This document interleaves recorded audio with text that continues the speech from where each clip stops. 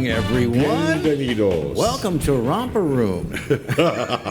It's Exiles TV. I'm Kevin. He's Bill, and we've got pretty good 2 hours of television lined up for you here. Just pretty good? Yeah, just pretty good. No, I think it's actually it's better than pretty good. It's passable. I'll tell you when to go get a sandwich. We're going to talk a little bit about some things going on in the news that are upsetting, and we're also going to talk a little bit. One of our friends that we like to have on the show is Leo Honeycutt, who is, everybody knows Leo Honeycutt, journalist, author, researcher. He's just a really, really smart guy. He's been keeping an eye not only on the COVID-19 numbers here in Louisiana, but also he can pretty well encapsulate what's been going on in the state legislature. So we'll have him to do that. And again, we're coming to regular adjournment, right, in just a few days? They have to sine die, I think, by June it's either June 1st or June 2nd. Yeah, and then they're going to just immediately go back into a special session. The legislature wants to call themselves back into special session, take care of unfinished business. Do we have anything to say about that? I'm serious. If we went to... You could call your representative and your senator and say, don't do it. But is it real that if enough people called their representatives and their senators and said no, that the speaker would say, okay, we're not gonna call everybody back in? I think that is a very real possibility, but I just don't think that's going to happen. That enough people would. Well, and why would you not? I mean, other than you don't want the state to spend the per diem, to me, it's like anything you guys had cooking other than the budget. Can it wait and do it again? That's chicken feed. I don't care about the per diem. I wish they'd pay them each $300,000 a year, to tell you the truth. We'd get better qualified candidates. Do you remember when they wanted to pay themselves? It was like a $62,000 salary, and the state went absolutely nuts. Here's the thing. That was what, 2007, 2006? Yeah, I remember when someone asked me to run for Metro Council. At the time, it was $800 a month. And it would have cost me so much money to leave my real job. Yeah. And it's like, no way. I'm a great believer. If you want really good people, you pay them really well. I don't know if a lot of people know how much lawmakers in Louisiana get paid. Works out to about $21K, doesn't it? Well, with the per diem, yeah. Works out to somewhere just a little north of $20,000 to be a state. It's not lucrative unless, of course, you're crooked. You're doing something down here underneath this thing here. Let me ask you this. You're very fond of your physician. You've been going to your physician for a long time, right? No, actually, I've got a new phisian that I'm very fond of. I've been going to for a short time. Thank you, Obamacare. How would you feel if, your doctor's like, yeah, I had a good year last year. I made $22K. Yeah. You'd be doc shopping immediately. Exactly. It's like, did you go to medical school in Guatemala? But you remember that, the year that the legislative pay raise was a thing, and I mean, there was a huge hue and cry over it. I believe the author of the bill was Ann Duplessis, a state senator from New Orleans at the time. And she just simply thought, instead of racking up all this per diem and having to pay us for this and pay us for that, and she also thought a salary would make it so that there'd be less stuff created for them to go to the Capitol and do in order to make that per diem. So the idea was we're going to pay them, salaries of anywhere between $60,000 and $70,000 a year, and that'd be it. You just get a salary. But again, think about it. Think about people with really good business acumen that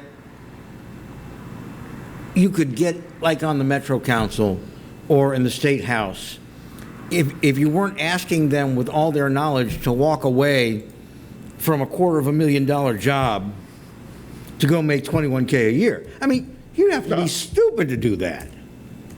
You have to be completely mentally defective. Now, you do have people that have made their pile of money and then they run, or you have people whose spouse makes a pile of money and then they run. Both male and female, I might add. Mm-hmm. But I've always thought that was absurd. But anyway, the reason I don't want to see a special session is because there ain't nothing important for them to do. All they're going to do is have another 40 days to screw something up and to listen to arguments about why we need to tax the middle class more and more and more while we're not fixing the roads or building the bridges. Mm-hmm. And see, this is the only thing I'd like them to go into special session for. Let's find out. Let's do a mechanism to fix the roads and build the bridges. Let's get that done. I don't really care about coastal. Well, I do care about the coast, but I'm not too concerned if they don't resolve this coastal lawsuit thing.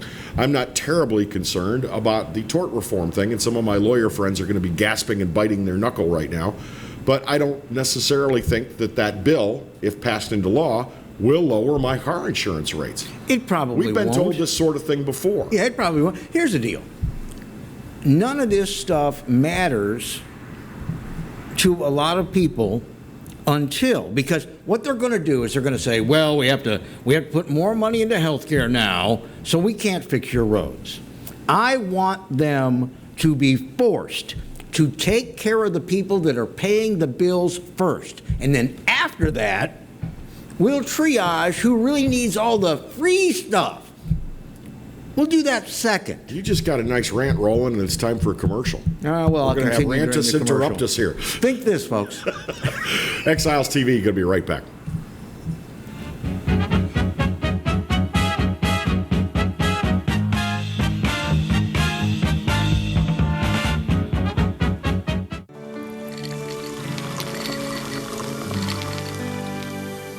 No one can stop me when I taste the feeling. Nothing could ever bring me down. Nothing could ever bring me down. Taste the feeling.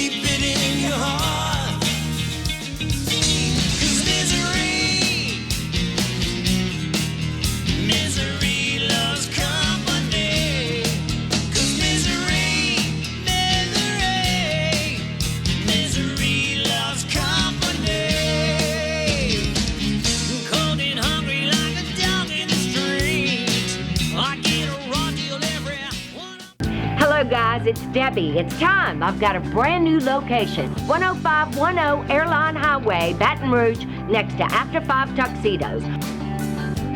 We have the perfect spot to get all your wedding and formal wear needs.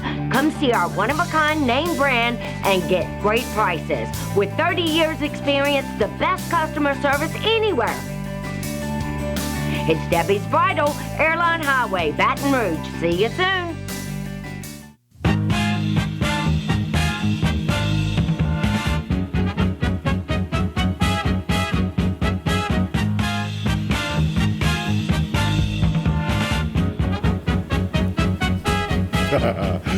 Hey, welcome back. It's Exiles TV. Bill Profit over here. Kevin Gallagher here. Pardon me. And joining us in center seat a little later on is going to be our good friend Leo Honeycutt, who has been keeping an eye on the COVID-19 figures for Louisiana. Mm-hmm. We're going to talk to him a little about that and things going on in the legislature. Do you want to continue your rant from where you left off? Or? Yeah, and I'm going to try to not do it in rant fashion. You know, I wasn't trying to insult you. No. But I understand. But it does upset me that we have now had, 17 or 18 sessions in 4.5 years? Actually, 10 during the 10 special sessions 10 sessions of the legislature during the years that John Bell Edwards has been the governor. And I agree with Ted James. We're not doing anything vitally important here until we get to the budget. And I think if they can't settle the budget during the regular session like they're supposed to, I am not going to reward them politically with more time. And more money. And more money with another session. And you know what happens at these special sessions. What the special interest groups come in and we're going to hear, well, we've got more people that need Medicaid, and so we got to shore that up. People will die. Yeah, we need another $600 million for Medicaid. And they never talk about what's important to those who are paying the bills. And I notice even those who represent those who are paying the bills are afraid to go down that road. 2 special sessions ago, you and I talked about this with the Commissioner of Administration, with several state representatives and a couple of senators, and I said, you need to make a deal with the public here. You need to make a compact. Look at the middle class and tell them you are going to fix the roads that they have to use to get to their jobs, to pay for Medicaid, and to pay for SNAP benefits. Yes. And then we will all be a lot more amenable to entertaining whether or not a small tax increase is justified. Have they done that? Not that I'm aware of. And again, here's another thing they don't do, Bill. They don't bargain. You don't see the left and the right getting together and hammering out a bargain. When the left wants, let's take an example. They want further expansion of Medicaid. That's what the left wants, or else people will die. You don't see the right saying, all right, now, if we do this, what will you give us? What will your side give us? What will you give us in the name of, trying to save taxpayer money and adapting or adopting a more conservative budget? What will you do? Nobody ever asks that question. It's just a question of will you give them what they want or will you not give them what they want? Or will you fight it? And again, I don't want to call names, but I don't think he'll mind. Our current treasurer, John Schroeder, when he was in the legislature, used to caution everybody, because he did it on our show, about shenanigans that were going on there when it comes to these very important issues. Yep. And again, you can only hit the heartstrings of a gullible public so many times. The fact of the matter is, we know that there are tens of millions of dollars of fraud in a lot of these giveaway programs. But they are deliberately blocking a proper investigation of them. And this attitude that, again, even some of our legislators have adopted, that those who are paying the majority of the bill should never say, no, I don't want you to spend our money in these programs. I want you to spend it on roads and bridges. I think one of the best and most logical things I ever heard was probably, 5-6 years ago, when they were starting to cut tops. And all the people who represent middle and upper middle class shot that down in the legislature, and I said, why? You can afford to send your kids to college. And they said, don't you get this? It's the only free thing I get from government. This is welfare for well-to-do. And it was like, they sent you a message there. Why weren't you listening? Because you know what? They can do it on other things, too. And they sent you a message. As much as you and I have discussed TOPS with lawmakers, it's pretty plain that it's something of a third rail in state politics. You don't touch it. Well, it is for now. But, they keep bringing these things up and bringing them up until they actually manage to change them or pass them or do something. The idea they make it needs-based, that was so tone-deaf. We have way too many needs-based programs in this state. And I'm not saying that there aren't people in need. I'm just saying that many people are tired of picking up the tab when nothing happens for those who provide. Does that make sense? Yes. Let me remind everybody once again, Louisiana still has and has had and still has a needs-based scholarship program there called Go Grants. And the folks that argue that TOP should be needs-based, we have needs-based scholarships. All you got to do is get online and ask about Go Grants. Spell it the good old Louisiana way. But Go Grants still exist. Which is a shame in and of itself, by the way, that an educational scholarship should have GEAUX grant. Yeah, that's our trademark. What are you going to do? It's part of our flavor. It's part of our flavor shack. Our trademark is lousy language. That's another thing I have an issue with. Dude, 2 guys that were born in the Northeast cannot criticize the culture of the Deep South. Hey, in the state of Illinois, they don't have YOLO grants. Use? Yeah, they don't use grants. They actually use the proper English terminology. That would be so great if, like, Chicago would say, it's the best grant. Exactly. in the whole Doug Grant. Doug Grants. That would be hilarious. It would kind of be the same thing, too. But it'll never happen. But we embrace that Cajun flavor. No, we don't. Yeah, we do. You do, I don't. No, I'm saying as a state, we embrace the Cajun flavor. I didn't get a chance to vote on that. Now, I want to go back and answer a question you posed in the first segment. If the legislators want to call themselves into a special session. And enough Louisianans to make up just enough number to be something of a pain in the butt got in touch with their lawmaker, their representative, their state senator, and said, don't do it. I think enough lawmakers, if it were enough calls, enough emails, etc., they'd come back to the Senate president and the House Speaker and say, my constituents are saying don't do it, man. I think it's not going to be a wise idea. And I think that the Senate president and the House Speaker would consider that. Now, there is a compromise position. You talk about not compromising. What's really important that needs to be done in a special session? Maybe I should ask Leo when he comes on. I think that's a good question for Leo. But here's the deal. 2-day special session. Take it or leave it. You either get it done or you don't. That's it.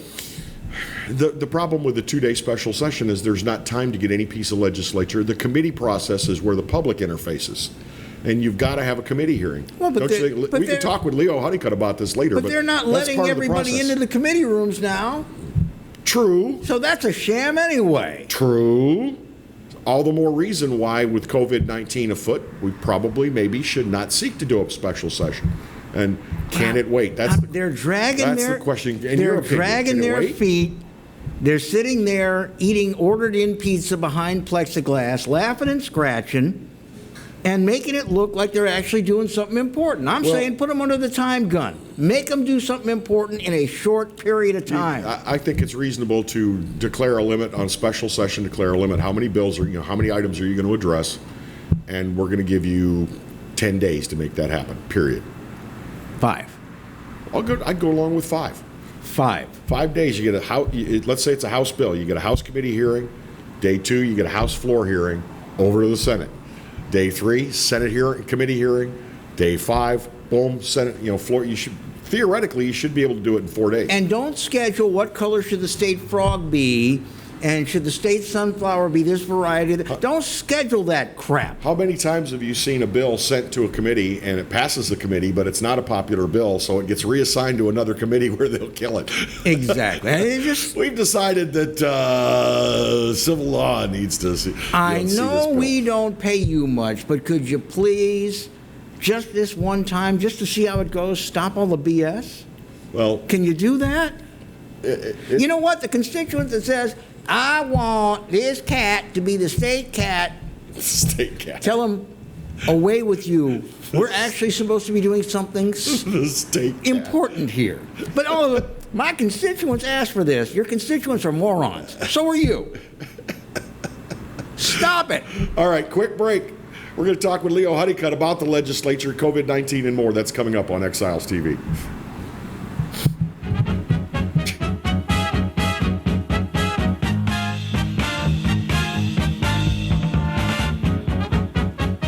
Hi, I'm Bobby Yarborough with Manda Fine Meats. Here at Manda, we know what the folks of South Louisiana love. They love great flavored smoked sausage, delicious deli meats, and specialty items like boudin and andouille sausage. Manda Fine Meats has been providing these products since 1947. We produce them right here in Baton Rouge, so you know you're always getting the freshest product at your local grocery store. Manda Fine Meats. Taste the fresh local flavor in everything we make. Make it Manda every time. Live and play on the fairway at Greystone Golf and Country Club, a serene, challenging golf destination located in Denham Springs. For tee times and membership opportunities, go to GreystoneCountryClub.com.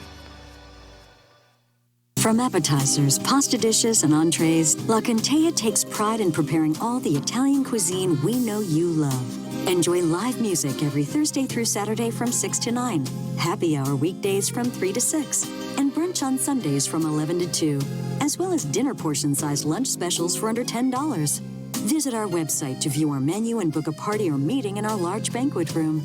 Once you try La Cantea, your Italian dining will change forever. Hi, I am Dr. Farrell Frugier Jr., and I am a general dentist at Frugier Family Dentistry. I was born and raised in Baton Rouge, Louisiana. I went to Catholic High School, LSU, and LSU School of Dentistry in New Orleans, where I received my DDS degree in 1986. I always have and will continue to be committed to continuing my education, to invest in technology which makes the diagnosis and delivery of dentistry more thorough, more comfortable, and more aesthetically pleasing. In our practice, we are here to serve the patients. We want to improve their quality of life and to develop relationships with our patients. In dentistry, we have a chance to impact lives on a daily basis, not just by doing dentistry, but by getting to know them and being a part of their life. We also believe in giving back to our community. So every year, we give back to the Greater Baton Rouge Food Bank, Toys for Tots, and Mary Bird Perkins Cancer Center. Please stop by and visit our office. We would love to take care of you and your family. For Total Home Pest Control, who are you going to call? Call the Bug Man, 923-BUGS. For total pest control for your home or business, call the original Salvant. Call the Bug Man today, 923-BUGS. Hello guys, it's Debbie. It's time. I've got a brand new location. 10510 Airline Highway, Baton Rouge, next to After 5 Tuxedos. We have the perfect spot to get all your wedding and formal wear needs. Come see our one-of-a-kind name brand and get great prices. With 30 years experience, the best customer service anywhere. It's Debbie's Bridal, Airline Highway, Baton Rouge. See you soon.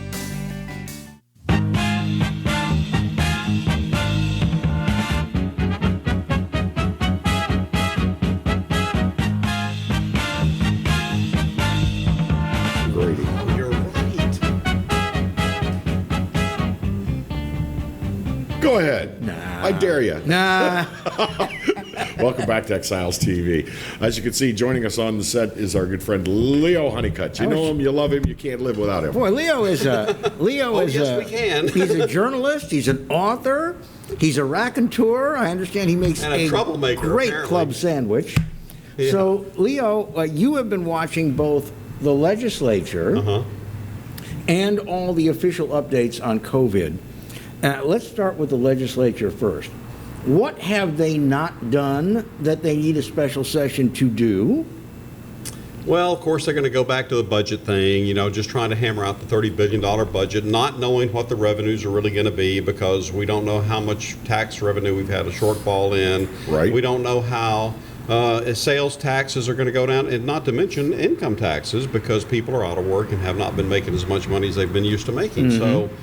So there's a lot of unknowns, and I will have to say that since covering the legislature since the late 70s, like some of us here. Before he could vote. Before I could vote, yeah. Thank you. But I've never seen it like this. I've never seen such a gray area where the lawmakers are like, hey, what do you think? I don't know. What do you think? I don't know. What do you think? I don't know. What do you think? And I mean, it's like it's constant. But it seems to extend well beyond the lawmakers themselves into like the legislative office. They don't know how much money they.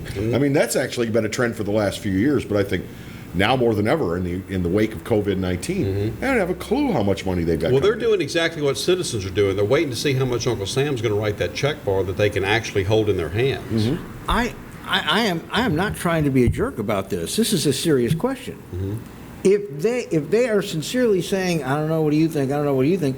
Isn't that, in and of itself, good enough reason to stand down for a while until we know? I mean, Let the smoke clear a little bit, as it were. You know, the thing is, they're not elected to be statesmen. They're elected to be Well, lawmakers. Bill- and they're going to make laws if you put them back in that Bill, chamber. we've covered this all our lives, have we not? We have. So here's the deal. They want to be perceived as having gotten something done, and they've just gotten burned by the Advocate and the Times-Picayune for having taken the per diem when they weren't there, making thousands of dollars. Oopsie. People already don't like that. See? No. Yeah. So they want to. We got to do something. So even if it's wrong, I've heard that before. Let's do something, even if it's wrong. Well, apparently that's exactly what you've been doing. All along. All along. All right, budget question. Okay, they're supposed to have a balanced budget passed and ready for the governor by the time they sine die the regular session. Yeah, which is like what, 48 Saturday? hours. Yeah. Saturday? Yeah. Okay, so what is there to do with the budget if they've passed a balanced budget? I mean, it's like if they're going to go back and tweak that same bill, All right. that look. tells me it wasn't a balanced budget. Okay, All right, look, am I look, wrong? Let me, after having spent years interviewing Edwin Edwards, okay, after having gone over the legislative session since 1972, line for line almost, when I spent 5 years researching this, after having talked to people like John Alario for a number of years. Here's what happens. The budget by Constitution has to be balanced by midnight. That last couple of days, there's suddenly a flurry of people who say, you know, well, I'm going to vote your way on the budget, but I really want that pork barrel project in my district. I want to build that $300,000, that $1 million, nowadays it's $20 million deal. And you know what? I'm going to kind of wait and see if we kind of get that in. You know, if we could slip that in, then you got my vote. And that happens a lot as we go to the crux at the very end. So it becomes a quick shell game, and people go, okay, all right, okay, fine. And it's all done at the last minute and largely without the public's knowledge. And they want to do it at the last minute because that way you can slip it in, and so do lobbyists. Lobbyists do the same thing. They want to get it slipped in, and you know, John Hill, of course, covered the legislature for 40 years, and before he moved on from Gannett. And John Hill used to lament the fact that most of the bills were written by lobbyists. Well, that's no secret. I think we didn't. Well, I don't think the public really knows that. Well, we didn't catch on to it here because we spent a lot of time under Edwin and going way back to Huey and under John McKithen like this. Yeah. We liked it that way. And here we are. But I really do think that this also gives them the ultimate indeniability. Well, we were in a big hurry. We had to get it done. Right. And I didn't realize they slipped that in. I just wanted to get something done. Well, when you got 3,000 bills that are roughly 1 million words apiece, nobody's going to read that. The vast lawmakers do not read. Why do we need 3,000 bills in the state of Louisiana? Because somebody gets paid a lot of money to put that stuff kind of forth to protect their interest or to carve out a new niche. And that's the reason why you wind up in the budget saying, okay, well, the only place we can cut is going to be education and health care. Everything else, dog-eared. Everything else is earmarked for something that has to be essential. But you know what? While I don't agree necessarily that education should be cut, education can also be self-funding. People don't like it, but it can be. You would still be way below the national average for premier state universities if you doubled the tuition at LSU. You can be state funding. And as far as health care, I can think of no better place to cut with the absolutely bloated budget that we have for health care services in this state. Isn't that why we got rid of all those hospital buildings we owned? Because it was a big, big drain? Isn't that why we did that? Yes, it is. And now you'll notice that with COVID, we're paying $13,000 per death to the hospital that says the death was related to COVID. Now, I'm not saying... Well, that's total reimbursement, not just for the death. That's total reimbursement. That's total reimbursement. Yeah. And then, but it's $39,000 if they were on a ventilator. Yep. So there is a little incentive there for them to say, well, you know, on a ventilator and died of COVID.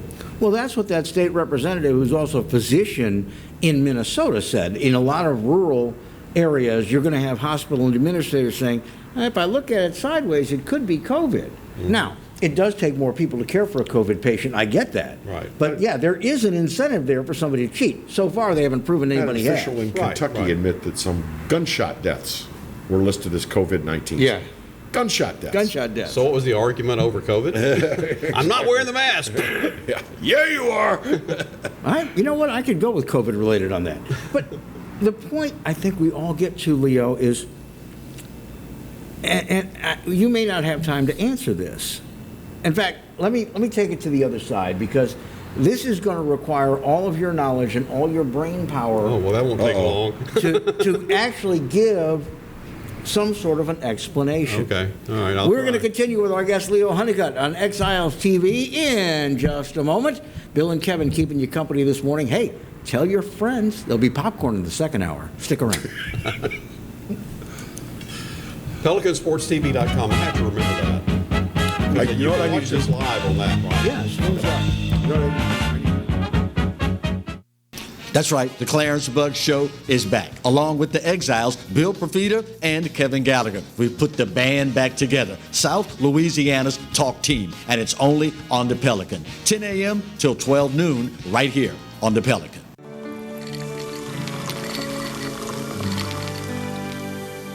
No one can stop me when I taste the fear.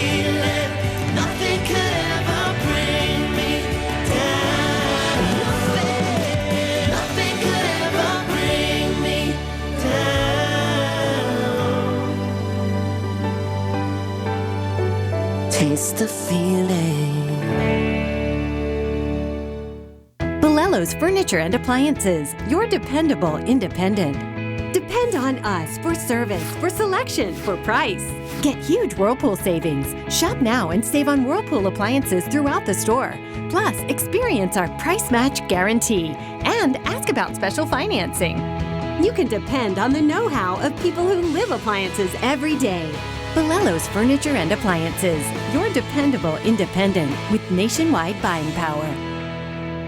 Hi, I'm Bobby Yarborough with Manda Fine Meats. Here at Manda, we know what the folks of South Louisiana love. They love great flavored smoked sausage, delicious deli meats, and specialty items like boudin and andouille sausage. Manda Fine Meats has been providing these products since 1947. We produce them right here in Baton Rouge, so you know you're always getting the freshest product at your local grocery store. Manda Fine Meats.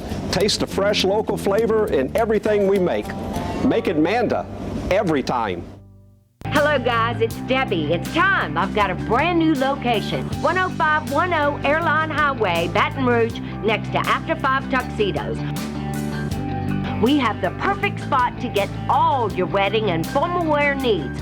Come see our one-of-a-kind name brand and get great prices. With 30 years experience, the best customer service anywhere. It's Debbie's Bridal, Airline Highway, Baton Rouge. See you soon. Exiles from what you ask? Exiled from the radio. But now, we're on your television. I'm Bill Profita, he's Kevin Gallagher, and they kicked us to the curb. But we're back. We are back with Exiles Television on the Pelican Broadcasting Network. We're going to bring you the newsmakers. We're also going to take your calls and give you great information. It's going to be the best damn radio show on television. Look for it on your cable system or download the app, PelicanSportsTV.com. I owed the IRS $10,000. The IRS garnished my wages. They put a lien on my house. I'm self-employed and didn't report all my income. They claim I owe a lot more than I do. The IRS is the most powerful collection agency in the world. They do not give up until you pay. I couldn't sleep. We were being audited. I called Tax Solutions Now, and a great big weight was lifted off my shoulders. I called Tax Solutions Now, and they got the IRS off my back. Tax Solutions Now had my wage garnishment lifted in 48 hours. Tax Solutions Now can get you help. Our agents know the rules, can stop the pain, and get you the best deal. Tax Solutions Now saved my business. I qualified for the Fresh Start program. I paid less than I owed. We connect you with a team of former IRS agents and tax professionals who get the IRS off your back. Time is running out. Call Tax Solutions now. Call 800-778-4345. 800-778-4345.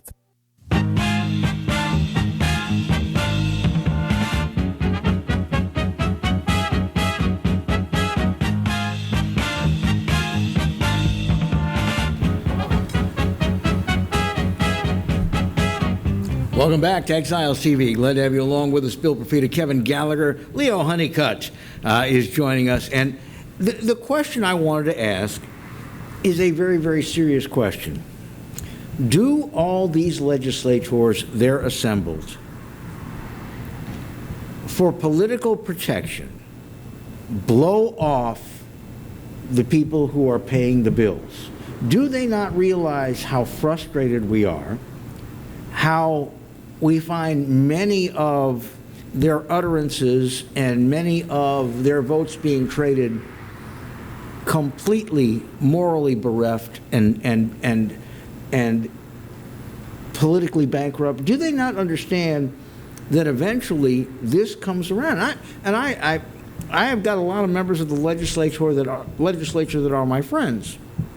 Maybe not after this, but I'd like to see They'll still come to your house at Christmas and eat your food. Yeah, but I mean, I would like to see a little bit of acknowledgement to people in the middle class who are struggling, that they are, in this special session, going to come back and want more tax money to take care of those who are in giveaway programs. Do they not understand that this bologna has been sliced so thin that you can see through it?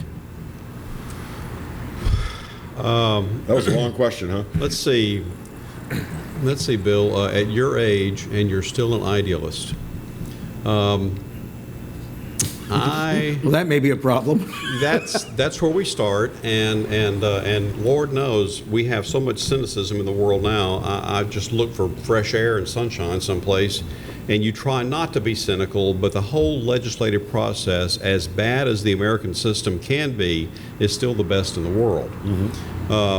And it is give and take. It is, but now it's been honed into a very fine mechanism that is constantly ricocheting like a pinball between special interests and special interests. And the representatives we send to the House and Senate are our lobbyists. They're our representatives, but we don't pay them directly out of our pockets with our names attached. So therefore, they go to whoever they go there, and then they listen to the people who show up at the Capitol. That's why they call them lobbyists, because they're getting them in the lobby. And they used to take them to these lavish dinners. And when I was first covering the legislature in the late 70s, and Edwin Edwards' first term, there was a party. There were 2 or 3 parties a night. 2 or 3 parties a night. And like on Tuesday night, you know, Yes. all week long, this stuff went on. Oh, listen, I remember you couldn't get a reservation at Ruth's Chris Steakhouse when the legislature was in session. That's right.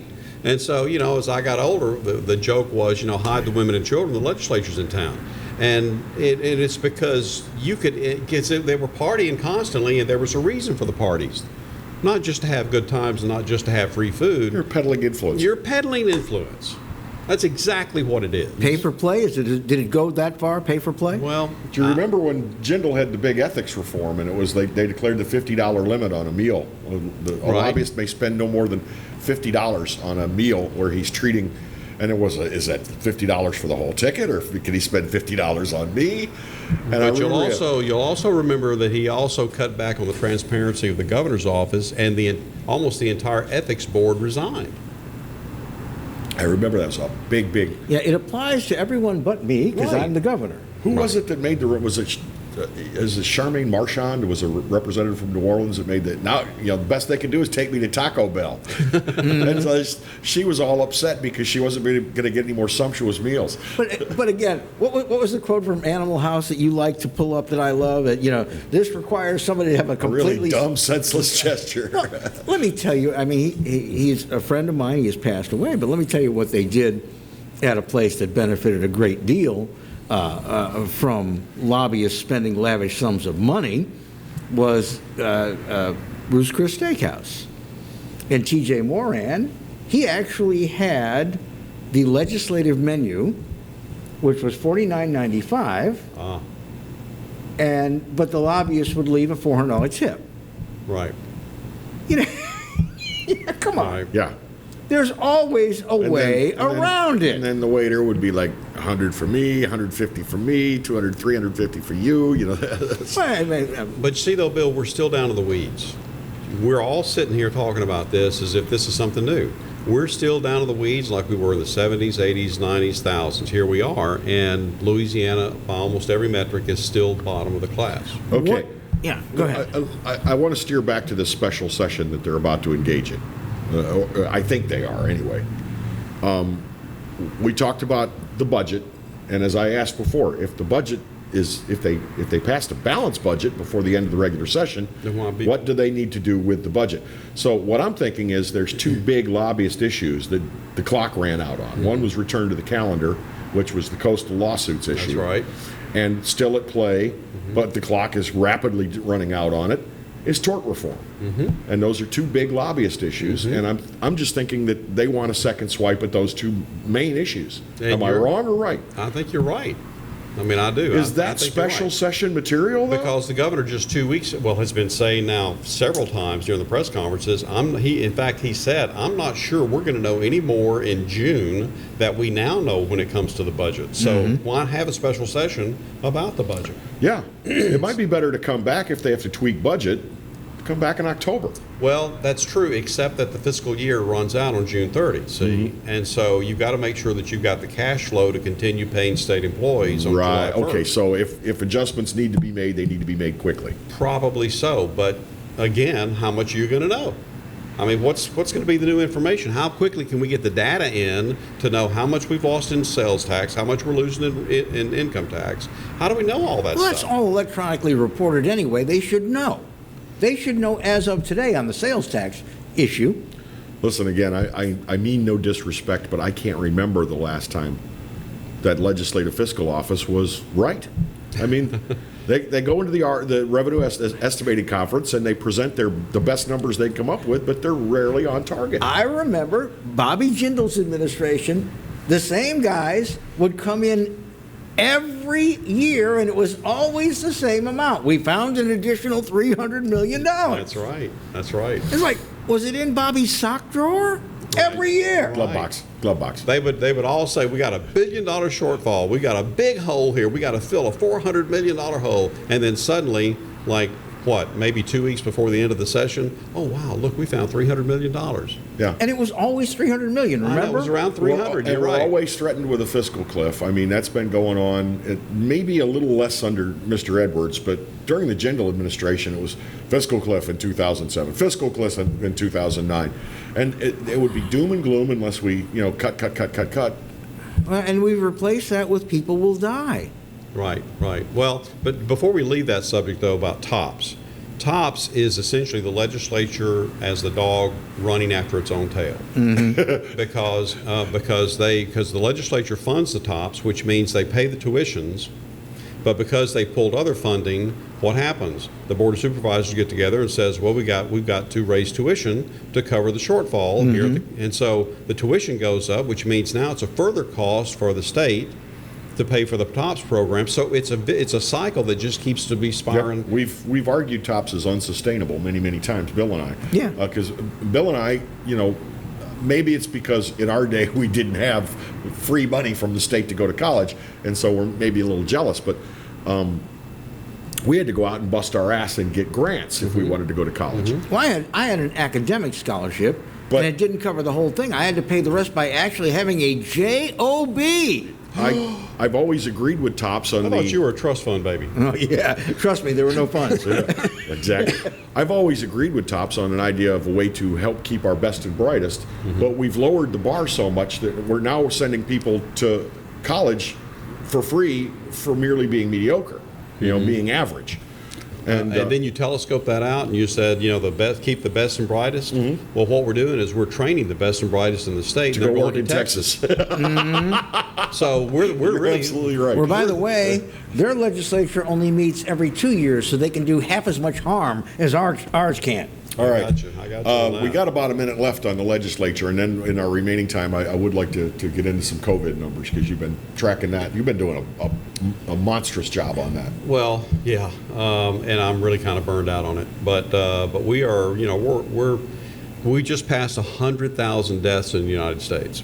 So, and we cranked up our testing here in this state to almost 200,000. We expect that with the testing we're doing today and tomorrow, the governor yesterday says he really hopes that we will reach that 200,000 mark per month. So we have a guarantee, if you will, from the United States government that they're going to supply the tests enough so we can test 200,000 a month and make sure that in 14 days we don't have another spike. Because if we do, and those numbers begin to ratchet back up, phase 2's out. And that's what we were hoping to get to for next week. Now, it doesn't mean you can't go do what you want to do. It doesn't. I mean, the governor only has the authority to say, please don't do that. But at the end of the day, if it really gets out of hand and we overwhelm hospitals again with some relapse, then that means the state fire marshal can come in and say, okay, you got too many people here, you either get fined or we can pull your occupational license. Now, they can't do that. And I don't want to body slam a particular business, but everybody take a look at Superior Grill on Highland here in Baton Rouge.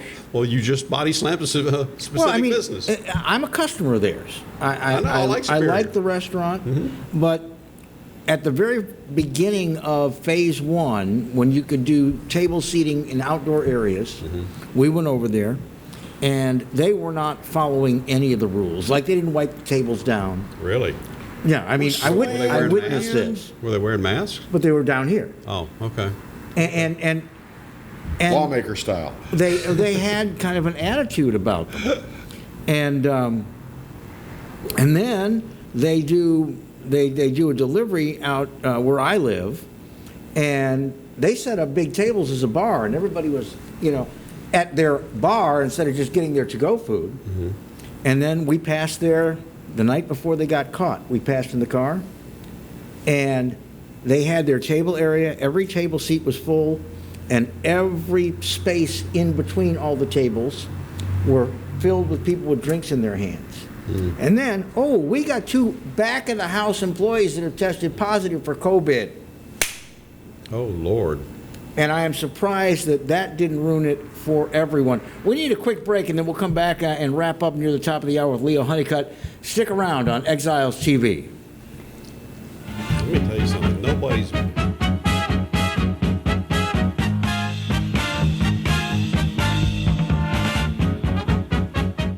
For Total Home Pest Control, who are you going to call? Call the Bug Man, 923-BUGS. For total pest control for your home or business, call the original Salvant. Call the Bug Man today, 923-BUGS.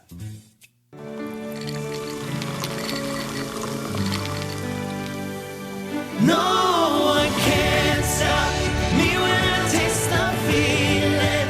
Nothing could ever bring me down. Nothing could ever bring me down.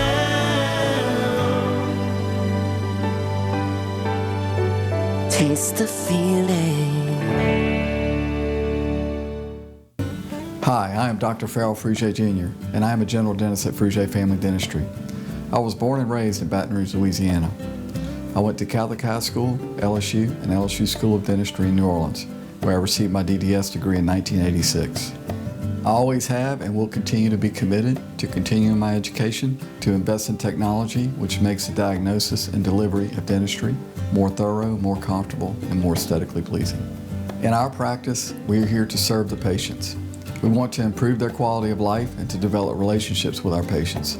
In dentistry, we have a chance to impact lives on a daily basis, not just by doing dentistry, but by getting to know them and being a part of their life. We also believe in giving back to our community. So every year, we give back to the Greater Baton Rouge Food Bank, Toys for Tots, and Mary Bird Perkins Cancer Center. Please stop by and visit our office. We would love to take care of you and your family.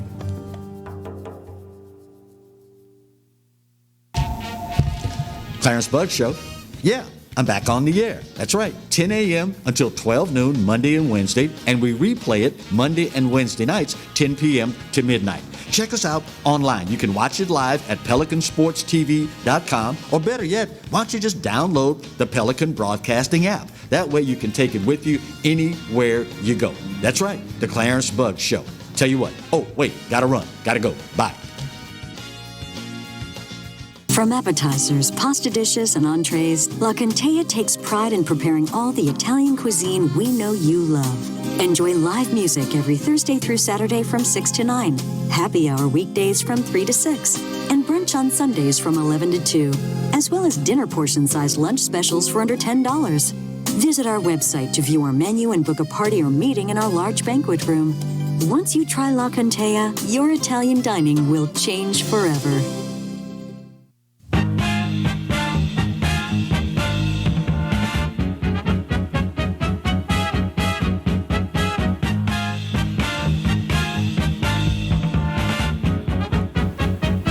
Hey, we are back. It's Exiles TV. Bill Profita, Kevin Gallagher here. Leo Honeycutt right here at center seat. COVID-19 is the topic. The state, the nation just hit that 100,000 mark. For deaths. For deaths. 1.7 million cases. Attributed to COVID or complications from having COVID. Right. And as you said, there's nearly 2 million cases nationwide. Mm-hmm. Louisiana is where on We've improved. We dropped to 9. We're 9th in the nation in per capita cases.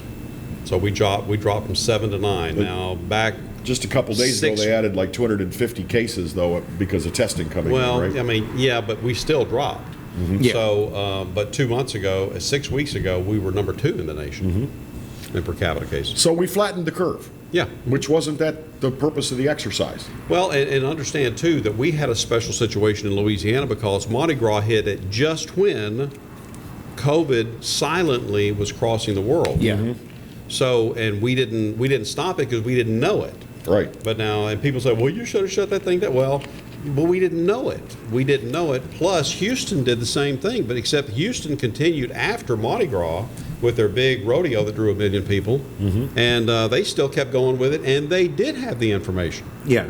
Yeah, and they had a spike, too. And they had a spike. Now let me ask you this, because I am a big believer in times of crisis in giving credit where credit's due, and you have been more on top of this than I have. I'm trying to keep up. Do you think that we in Baton Rouge have done a good job of being compliant and doing our best to try to slow and eventually halt the spread of this disease? Because I feel that we have, but I may be wrong. Oh, I think we have. I think the majority of people understand the risk, and they're not willing to take too much of it. And you're always going to have rebels who are going to say, oh, I don't care what they say, I'll just take my chances. And they're going to go out there and do that, and if some of them are going to get sick. And some are going to get sick, and when they do, then we all live with the consequences of our decisions. Mm-hmm. Now, the problem that I always saw that I felt was paramount was I'm not just talking about me. I'm talking about my friends. I'm talking about my family. I'm talking about everybody that I could bring this thing home to. And now we have this new variation on it that's affecting kids under the age of 20. Yeah. I mean, we just had a 9-year-old die yesterday, a 9-year-old. And the average on the 13 identified cases as of yesterday is 11 years old. Yeah.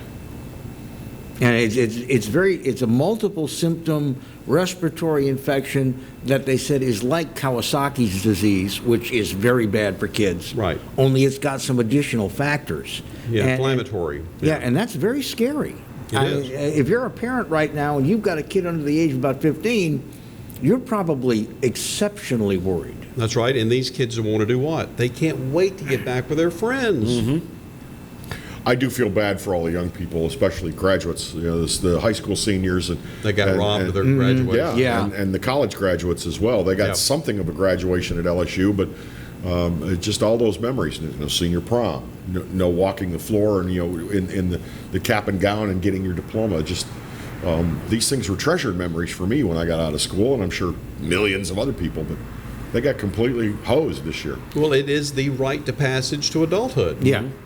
Yeah, I do feel bad. I feel worse for the high school graduates than I do the college graduates. When I was at LSU, a lot of people didn't want to go to the... That's true. That's true. And a lot of us that were putting ourselves through school, couldn't spend the $150 to rent the cap and gown for a day. Plus, and all I had to go to work. Yeah, I had to go to work. Yeah. But the high school kids, I feel really bad for them. Yeah. But, it is kind of a fact of life. So if you were going to spitball this, and you look at the data very closely, do you think we're going to move into phase 2 in the next 10 days? I'm keeping my fingers crossed, Bill, to be honest, because I don't know. We're going to, he lifted the order about 10 days ago, and we're going to see if we went back too soon. I'm hoping that everything's fine, and maybe the spread is not, maybe we choked it enough. But there's just as equally a good chance that we didn't, and that especially what we saw across Memorial Day weekend, I mean, the beach, every place across the country, and you've already got cases spiking in Texas and Georgia, some in Florida, up on the East Coast, the West Coast. So I don't know if we contained it or not. And they're already saying, look, this fall, you can expect it to come back.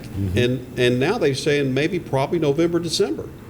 But, Leo, the question I have is about mission creep. I mean, as I mentioned a few minutes ago, this whole thing started out flatten the curve. Then flatten the curve was contain the virus. You can't contain a virus. You can't contain a virus. It's nature. It's going to spread. You have people talk, well, flatten the curve, and then flatten the curve became containment. Then containment became we need a vaccine. And I'm worried about mission creep as we get farther and farther along. What is it that they want us what is it that the country collectively is waiting for? So we're running the with this marathon, and virus? they keep moving the finish line. Well, in a matter of speaking, absolutely. And to your point, I think our job was to flatten the curve, and I think we did that in a lot of areas. We certainly spared stress on our hospitals. A lot of them are no staff. That's true. But as far as the vaccine, that is an international mandate. That's not up to us.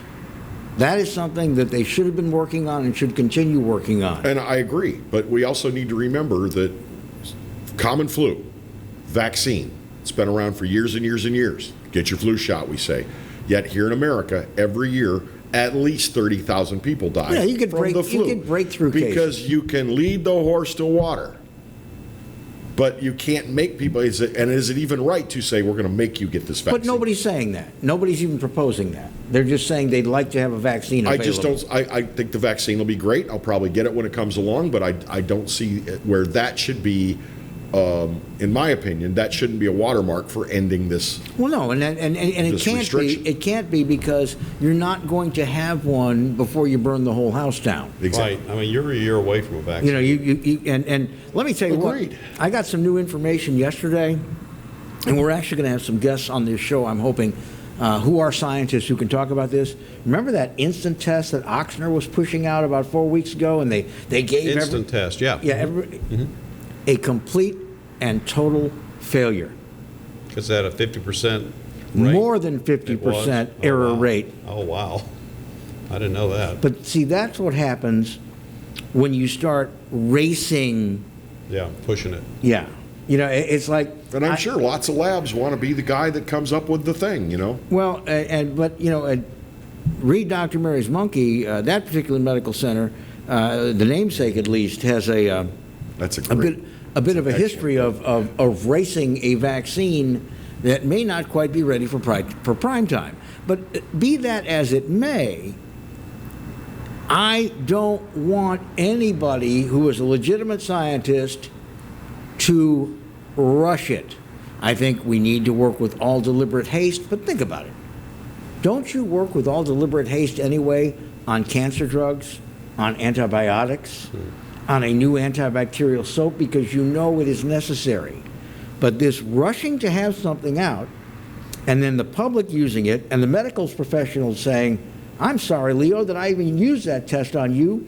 I've got to retest you because it's so bad I can't trust it. Or as a physician said yesterday, clinically irrelevant. Yeah.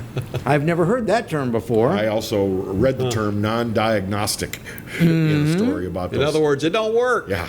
But we can't get so hipped up, to where there is a pressure, whether it's political, social, or scientific, to rush. Mm-hmm.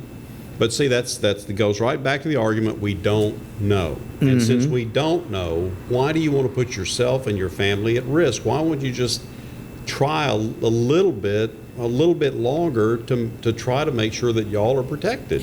Do you know what's interesting is... I'm ready to get out and socialize too, like everybody else. But there have been some pretty eminent scientists. There have been some pretty eminent scientists that have been getting a little airtime with this, saying, look, as Kevin said, the virus is going to be with us for a while. But the most effective thing is don't let anybody cough or sneeze on you or breathe in your face. Wash your hands. Wash your hands. Wash your hands and stay apart. I hope they keep the social distancing in the big stores forever. I never liked when I was in Walmart and I got some mouth breather right behind me like it's going to get him to the register faster. We act like we're in a third world country when we're in stores. I like the social distancing. Right. I guess we will see. Well, we will, and we do have a precedent in the Spanish flu in 1918 because they social distanced and they quarantined then, and then people said, okay, is it clear now? Is it safe? Can we go back? And so, boy, they dove into the pool, everybody did, and next thing you know, it had such a relapse that by the time it was over, 50 million people that died.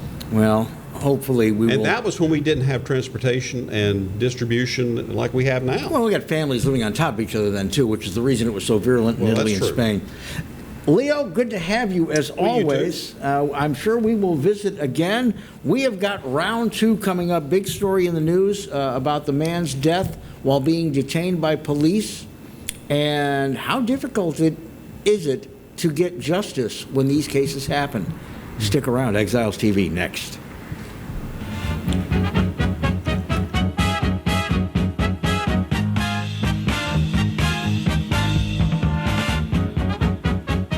Borello's Furniture and Appliances, your dependable independent.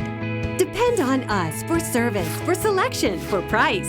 Get huge Whirlpool savings. Shop now and save on Whirlpool appliances throughout the store. Plus, experience our price match guarantee and ask about special financing. You can depend on the know-how of people who live appliances every day. Borello's Furniture and Appliances, your dependable independent with nationwide buying power.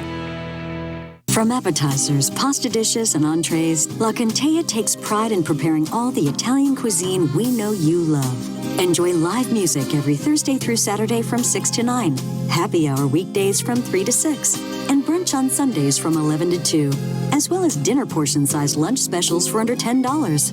Visit our website to view our menu and book a party or meeting in our large banquet room. Once you try La Contea, your Italian dining will change forever.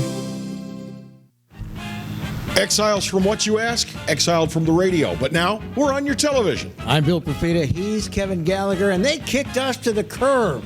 But we're back. We are back with Exiles Television on the Pelican Broadcasting Network. We're going to bring you the newsmakers. We're also going to take your calls and give you great information. It's going to be the best damn radio show on television. Look for it on your cable system or download the app, PelicanSportsTV.com. Hello, guys. It's Debbie. It's time. I've got a brand new location. 10510 Airline Highway, Baton Rouge, next to After 5 Tuxedos. We have the perfect spot to get all your wedding and formal wear needs. Come see our one-of-a-kind name brand and get great prices. With 30 years experience, the best customer service anywhere. It's Debbie's Bridal, Airline Highway, Baton Rouge. See you soon.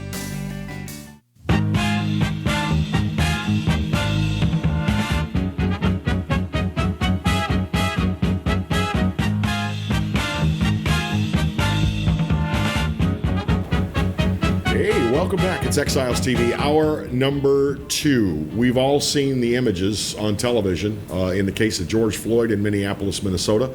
I don't think that people are used to seeing the sight of a police officer with his knee on someone's neck when you go on to learn that man, your hand's in the shot, dude. Sorry. That's okay. It's all right, Marty. I'm sorry. I'm just messing with you. But do we have to pay him for that? Yes. He gets a royalty. It's like the extra that coughs in the movie, and you got to pay him. Yeah. It's good to be here. The case of George Floyd is a terrible case, and these things crop up from time to time, and some are more egregious than others. But we asked our friend, attorney at law, and he's a criminal defense attorney, Franz Borghardt, so he knows the law, especially where it's things like assault and deaths are concerned and things like that.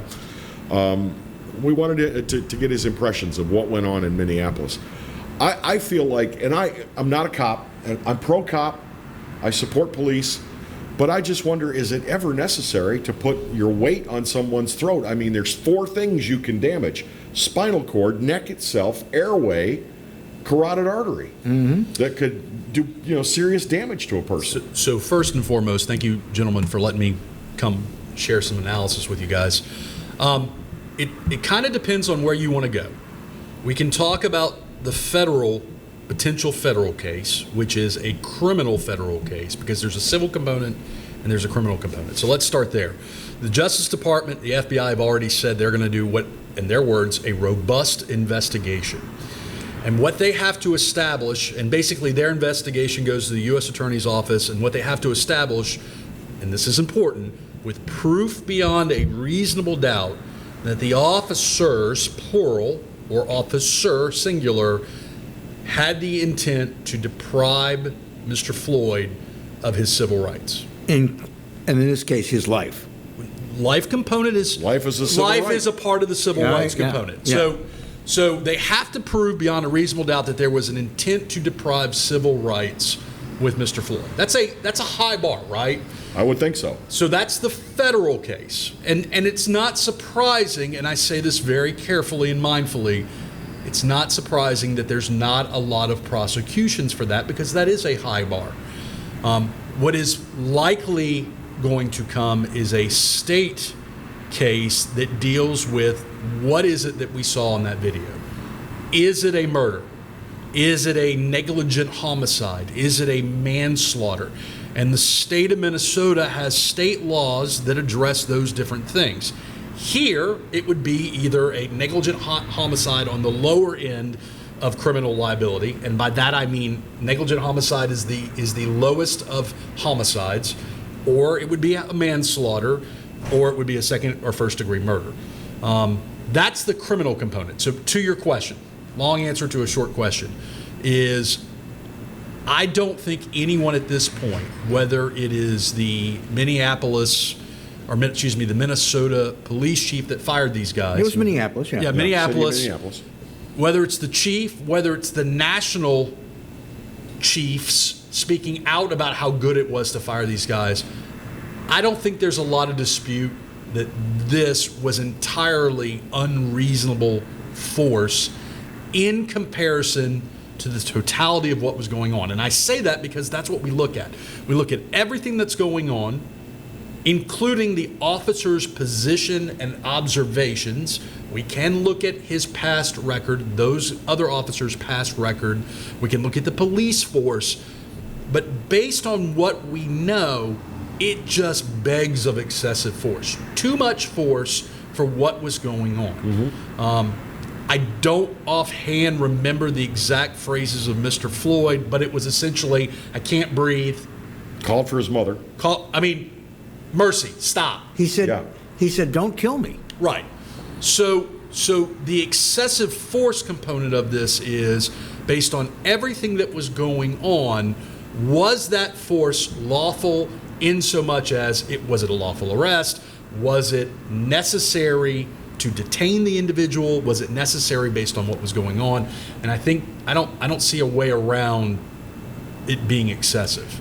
And not just because there's a death, but because of what was going on in the entirety of the situation. Well, we've talked about cases in the past where the situation escalated because the suspect behaved in a manner that the police believed the suspect was escalating the situation, so their response escalated.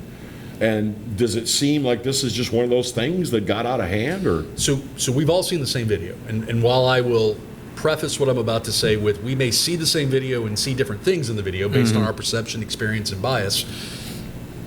This is not, what's interesting to me, and we can talk about the civil rights component of the civil side. Right. What's interesting to me is this is not the case of a police officer's approaching a car and someone's moving their hands, and I'm going to use the language furtive, quick, sneaky. Right. They're moving their hands such that it puts the officer on alert that he or she may be in a life-threatening situation. Yeah. We don't have this here. We have an individual that was detained, clearly detained, on the ground. Officer's knee was on top of his neck. Now, regardless of what these officers are trained to do to detain these individuals, it's the scope of how far it went. It's the fact that there wasn't a release. I mean, again, once the suspect is subdued, that's it. That is where we're going to go with my next question about who has an obligation. And there were 5 people involved in this, and I want to talk about that with you, and I want to hear from your defense attorney side and your former prosecutor side as well. But we have to take a break. We will continue with Franz Borghardt and with Kevin and me on Exiles TV. Stick around.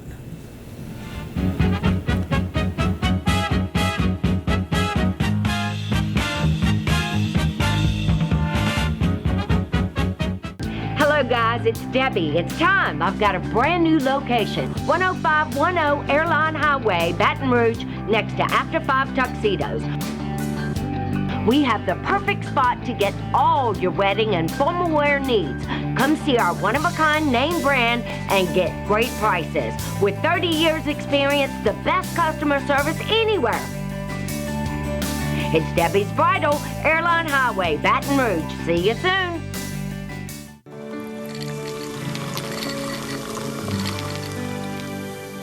No one can stop me when I taste the feeling. Nothing could ever bring me down. Nothing could ever bring me down.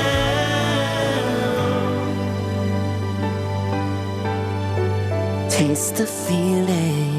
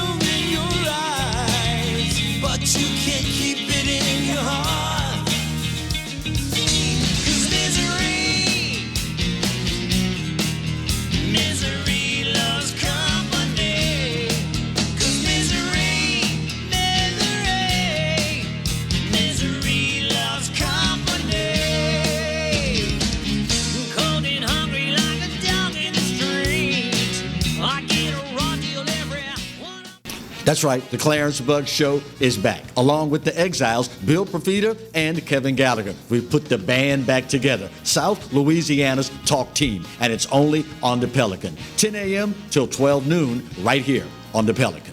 Hi, I'm Bobby Yarborough with Manda Fine Meats. Here at Manda, we know what the folks of South Louisiana love. They love great flavored smoked sausage, delicious deli meats, and specialty items like boudin and andouille sausage. Manda Fine Meats has been providing these products since 1947. We produce them right here in Baton Rouge, so you know you're always getting the freshest product at your local grocery store. Manda Fine Meats. Taste the fresh local flavor in everything we make. Make it Manda every time.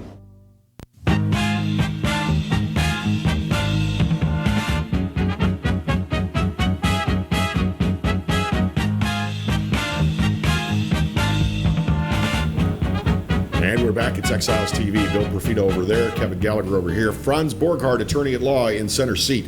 Parts of Minneapolis, Minnesota are on fire today, still, after the community rose up in anger over the death of George Floyd, and they're protesting. They're saying they want arrests made immediately.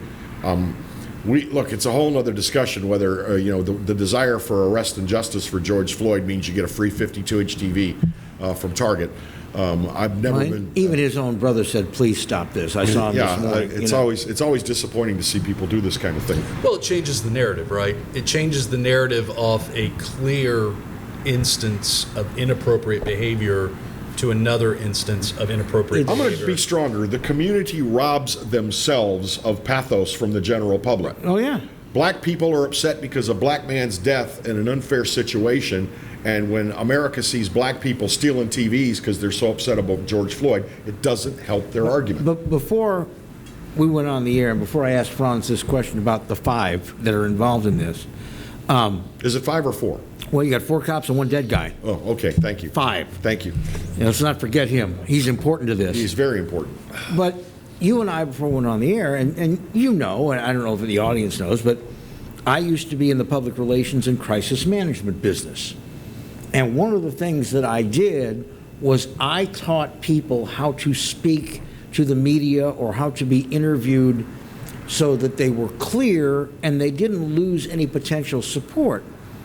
And his brother today, and I felt for the guy, I mean, he was just weeping openly, and he said, they killed him over a minor charge, which makes me think, and a lot of other people, so it's okay with you if it was a major charge? You see, these kind of things. And when you talk about the community going out and smashing windows and taking things, it takes away from the argument that this man certainly looks like he was killed on the street by authority, and there needs to be a thorough investigation and justice. And, we demand this, we demand that. If they were paying me to advise them, I would say, just cool that down. because all you're doing is inflaming the people who don't want to hear your argument. Please cool that down. But anyway, there were 5 people involved in this. George Floyd, who lost his life, and now they're pretty much reporting that he was dead on the scene, that paramedics tried several times to get a pulse and they couldn't. And we had 4 cops. The 4 cops were fired. But the question is, all right, I know what George Floyd's obligation was. His obligation is the same as any of us: submit to a lawful arrest. But now let's talk about the others. He was in cuffs, which I think almost any police officer on earth will say he is now under control. He is subdued. Arrested. Yes. Did that officer have an obligation to get off of his damn neck and put him in the back of the car? So we use the tagline with law enforcement officers: their job is to protect and to serve. That's right. So that service component is their job is to make the arrest. We all agree with that. But that's it, right? They're not executioner. And so, yeah, the officer has an obligation once the suspect is detained. Now, again, I go back to what I said in the first segment of we have to look at the factual components of what's going on. This is an armed robbery or a hostage situation. The officers bring different mentalities and alertness to the scenario, to the situation, than they do on a forgery charge. Once that individual is detained, and by all accounts, there's 4 other officers, there's him subdued on the ground, he's handcuffed, that's it. You put him in the back of the squad car. That's it. This is a question Bill and I had on our minds yesterday. It's like, why did all those minutes go by with that man laying with his face in the pavement and a guy's knee in his neck when he should have been in the back seat of a squad car? So I cannot venture to get inside the head of the police officer. I would suspect the defense might be he got caught up in the moment, and that even though he has been trained differently than what he did, he got caught up in the moment. All right. Which is not a great defense, but at least it's more understandable than black individual on the ground, white police officer. He looked like he was in a trance. Right. But that brings me to the obligation of the other 3 officers who have the same authority and the same responsibility and got fired. Did they not have an obligation to say, John, knee off his neck? Yeah, get him up. Enough. Let's put him, in the car. Enough. Do they not have an obligation? So, while this guy was screaming, this guy's partner 4 feet away was telling the crowd, get back, get back, get back. Instead of saying, hey, John, are you hurting him? Where's their obligation? So civil suit-wise, not preponderance evidence, more likely than not, 50-50, then yeah, their job is to say enough. It's not Nuremberg, and I'm not trying to use hyperbole. They can't say we're just following orders. If you see protect and serve works with each of them. So if you see one of your brothers or sisters doing something excessive, your obligation is to the citizen to protect and to serve them. Now, and to the rule of law. And to the rule of law. Now, criminally, from a criminal liability standpoint, again, we go back to, can you show that those 4 other officers were depriving a civil right or were acting as what we call in the law principals, acting in concert with the officer who had his knee on Mr. Floyd's neck, or did their failure to act create some kind of negligence that may have a lower criminal liability standpoint? Yeah. The answer to your question, though, is yeah, I think they got fired because they didn't do anything to stop the behavior. I don't think they got fired. So the counter arguments, of course, well, those other 4 officers didn't put their knee on the neck. No, but it's like, and you did nothing while this was going on. Right. So by the way, getting fired and advocating for these guys to get fired, and the national chiefs advocating for them to get fired is not the national chief saying, hey, arrest these guys. It's just saying, hey, in this situation, these guys showed that they shouldn't be on the police force. We got a break coming. We will continue with Franz Borghardt for one more segment. If you will stay with us, we would be very, very pleased to have you on Exiles TV. You know, I almost never do this. I'm just glad I'm not in that boat. But I was thinking, if I had, I can't.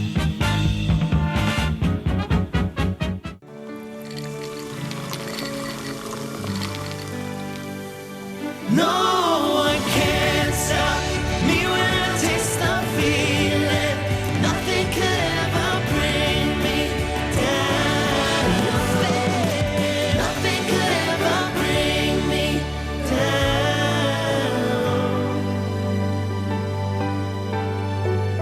taste the feeling.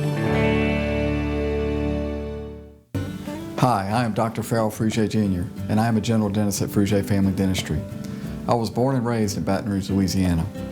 I went to Catholic High School, LSU, and LSU School of Dentistry in New Orleans, where I received my DDS degree in 1986. I always have and will continue to be committed to continuing my education, to invest in technology which makes the diagnosis and delivery of dentistry more thorough, more comfortable, and more aesthetically pleasing. In our practice, we are here to serve the patients. We want to improve their quality of life and to develop relationships with our patients. In dentistry, we have a chance to impact lives on a daily basis, not just by doing dentistry, but by getting to know them and being a part of their life. We also believe in giving back to our community. So every year, we give back to the Greater Baton Rouge Food Bank, Toys for Tots, and Mary Bird Perkins Cancer Center. Please stop by and visit our office. We would love to take care of you and your family. Hello. Hola. 你好. Experience what the Baton Rouge International School can offer your children. Now welcoming displaced students for short and long-term stability. Hello guys, it's Debbie. It's time. I've got a brand new location. 10510 Airline Highway, Baton Rouge, next to After 5 Tuxedos. We have the perfect spot to get all your wedding and formal wear needs. Come see our one-of-a-kind name brand and get great prices. With 30 years experience, the best customer service anywhere. It's Debbie's Bridal, Airline Highway, Baton Rouge. See you soon. Hi, I'm Bobby Yarborough with Manda Fine Meats. Here at Manda, we know what the folks of South Louisiana love. They love great flavored smoked sausage, delicious deli meats, and specialty items like boudin and andouille sausage. Manda Fine Meats has been providing these products since 1947. We produce them right here in Baton Rouge, so you know you're always getting the freshest product at your local grocery store. Manda Fine Meats. Taste the fresh local flavor in everything we make. Make it Manda every time. Clarence Bud Show. Yeah, I'm back on the air. That's right, 10 a.m. until 12 noon, Monday and Wednesday, and we replay it Monday and Wednesday nights, 10 p.m. to midnight. Check us out online. You can watch it live at PelicanSportsTV.com, or better yet, why don't you just download the Pelican Broadcasting app? That way you can take it with you anywhere you go. That's right, the Clarence Bud Show. Tell you what, oh, wait, gotta run, gotta go, bye. From appetizers, pasta dishes, and entrees, La Contea takes pride in preparing all the Italian cuisine we know you love. Enjoy live music every Thursday through Saturday from 6 to 9, happy hour weekdays from 3 to 6, and brunch on Sundays from 11 to 2, as well as dinner portion-sized lunch specials for under $10. Visit our website to view our menu and book a party or meeting in our large banquet room. Once you try La Contea, your Italian dining will change forever.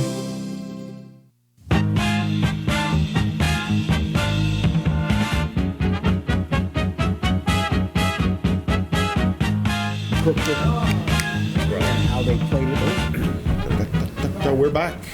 It's Exiles TV. Bill Profita, Kevin Gallagher, Franz Borghardt. Franz, there's a question earlier on. We were talking about possible charges if there is a criminal charge against this police officer who his actions contributed to the death of George Floyd. Let's say it certainly seems that way from the video that we've all seen.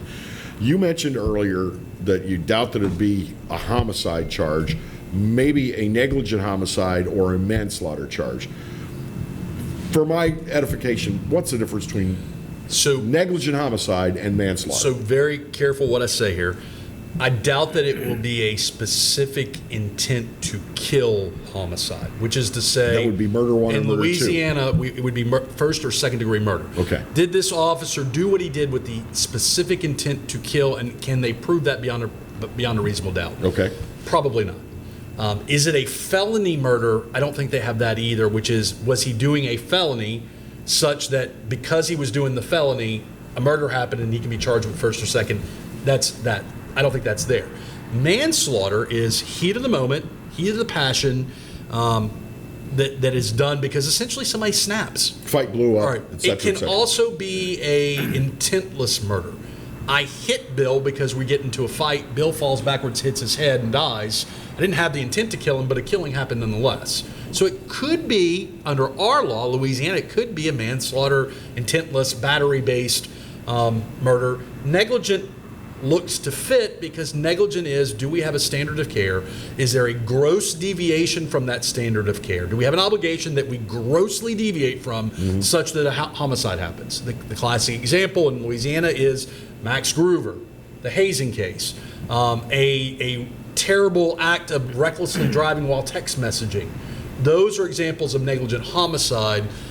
So I think you're looking at, and this is not to diminish what happened, I think you're looking at something below a first or second degree murder, unless they have something in Minnesota that I don't know about, and looking more towards that area of negligent homicide or manslaughter. You know, you brought something up that I'd forgotten about many years ago, and I can't remember what police agency, whether it was somebody from the state police or the sheriff's office or BRPD. When we talked about in Louisiana, and I don't know if this applies in Minnesota, but as he told me, once I have placed you under arrest and I have you in cuffs, I am responsible for your care.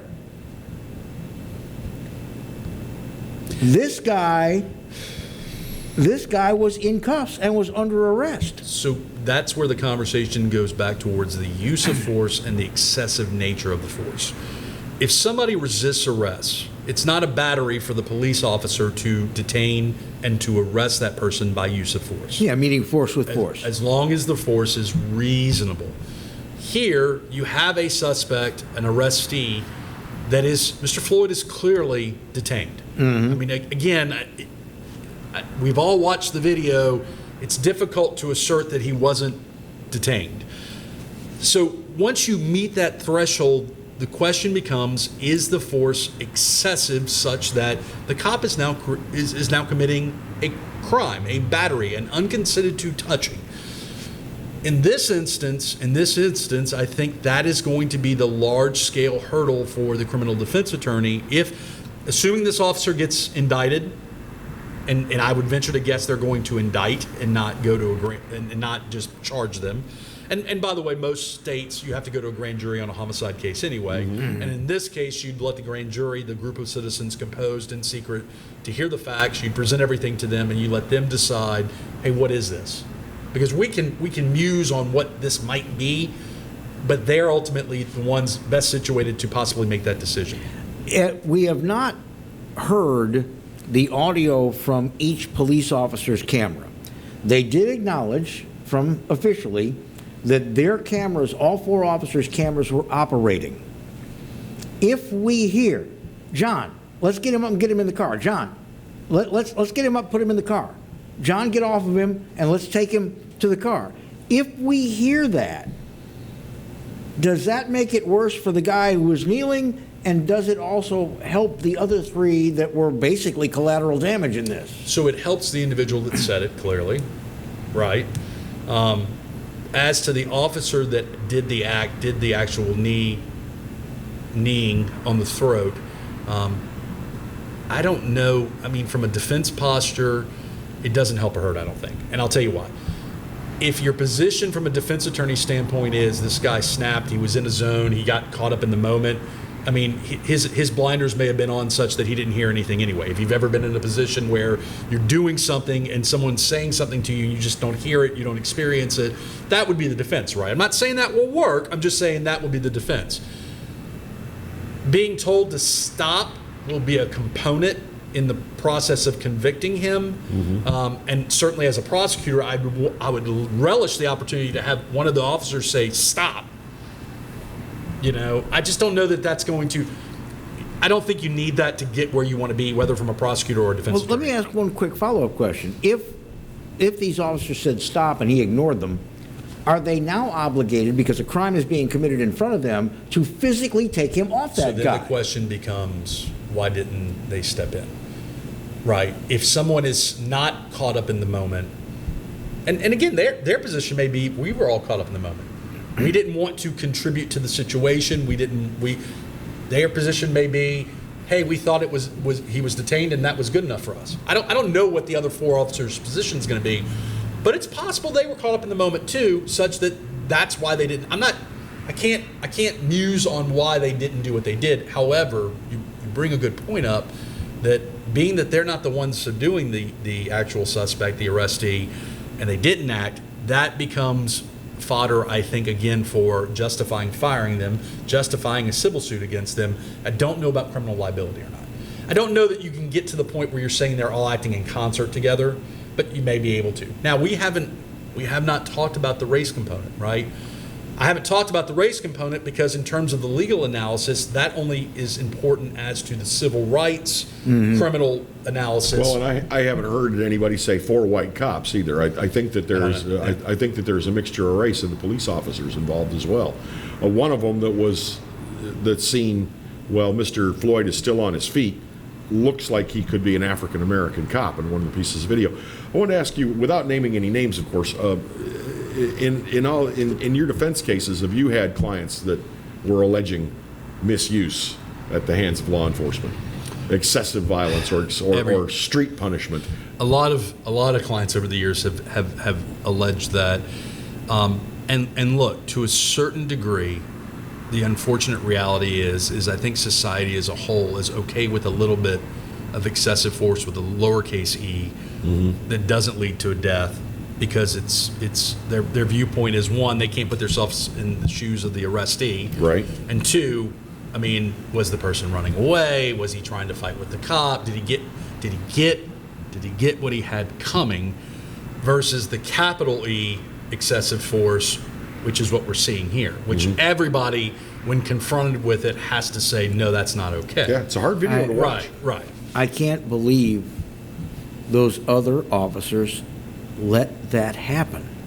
I am struggling with this because I do sometimes say, all right, you're going to keep him on the ground until you're ready to transport him because he's going to learn something while he's on the ground. But you're not going to strangle him while he's on the ground. Do either one of you two gentlemen think rank?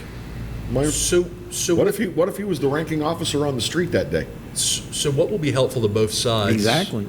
What will be helpful to both sides and what we allow in the legal system is the use of experts. An expert on police force and the use of force. And both sides, by the way, guys, both sides get the right to present expert testimony from that expert. And the analysis will be, I mean, based on training, questions I have. What training did these officers receive such that they didn't act? Why did they not act? Did they act? Did they act by saying stop and then not act further than that? Those are questions I have. Would an expert be able to justify the psychological components of why he didn't take his knee off the neck? Well, certainly the defense is going to want to find an expert that can explain why, based on his training, he did what he did. Now, I'm not saying I agree with that. I'm saying, look, as a defense attorney, you're dealt the cards you're dealt, and you're playing your best hand. There's this as well. Is it possible the cop just made a mistake? Sure. In all, because I've seen people like detained at Mardi Gras and things like that, and yeah, face full of asphalt, hands cuffed behind their back, but the cop still puts a knee in their back. Is it possible the cop intended to put the knee in the center of the guy's back, but instead got above the shoulder? I think that's the problem. Your question is the problem with a jury of 12 people unanimously saying that he had the specific intent to kill. Is I think it would be difficult, without knowing anything else about this officer. I don't know if this officer, I believe the assertion is that he had prior incidents. We were just told 17. Right. And then 17. And then what were the prior incidents? Were they all excessive force based? I mean, is it like what we saw here in Baton Rouge with was it strong language or whatever the phrase was? Yeah. I leave room for the possibility that this guy got caught up in the moment and or alternatively he made a huge monumental mistake. 8 minutes is a long time to have your knee down without replacing it. Well, it's like, it's on his neck. It's like 8 minutes is a long time to have him in cuffs, even on his feet, and not putting him in the back of the car. I don't know why he didn't lift him up. I don't know why he didn't lift him up and put him in the car. Why wasn't he in the squad car? Well, and here's another thing. Since he was not dead at the scene, these 4 guys had an awful lot of time to get their stories straight and together because the supervisor and IA were not out there separating them. So there is a theory, and I know we're limited on time, there is a theory that he did have specific intent, that he wanted what he was doing, he did what he was doing, and he didn't care whether or not the guy died or not. That could be a prosecutorial theory, and that could work. And I'm sure there are plenty of people who were, helping themselves to televisions who believe that is in fact the case. Right. Well, it is a very, very sad case, and there are people who are saying it's a stain on law enforcement. No, please don't say that. It's a stain on these 4 officers and maybe on the Minneapolis Police Department. But please don't try to transfer this. Don't hate cops in other general. Police agencies. Please don't do that. Going to take a break. Franz, thank you for being our guest once again. Franz Borghardt, attorney at law, Exiles TV. We'll be back.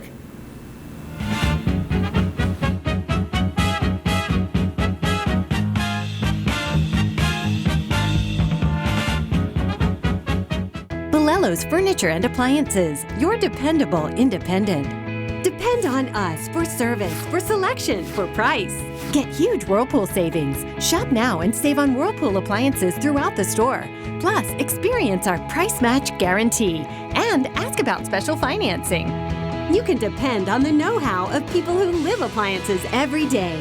Borello's Furniture and Appliances, your dependable independent with nationwide buying power.